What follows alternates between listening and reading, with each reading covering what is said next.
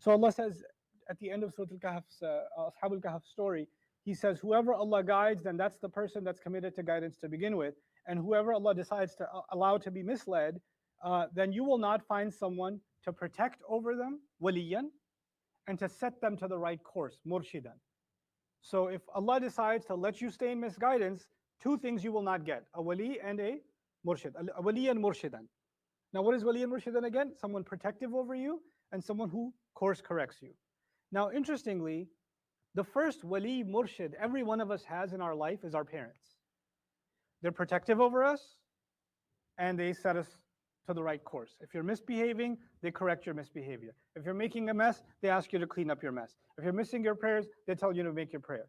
If you didn't make wudu, they ask you to fix your wudu and make it properly. They're your wali and they're your murshid. They're your first ones, right? And in their case, of course, in Ashab al-Kahf's case, they don't have parental guidance. They have parental misguidance, right? Their parents aren't guided. So Allah says, and whoever Allah decides to guide, then they're the ones who commit the guidance themselves. And if Allah allows somebody to be misguided, it doesn't matter if their parents are good or not. It doesn't matter if they have wali murshid, any other wali murshid. They could be in the best environment, but Allah decides that these people don't want to commit to guidance, so they don't deserve it. You know what this is telling us? It's a profound philosophical reality. Guidance is not the result of your environment. Guidance is the result of your commitment. It's not the result of your environment. Ibrahim alayhi salam could be in a hostile environment and he's guided. Ashab al-Kahf in an extremely hostile environment and they're not prophets and they're guided.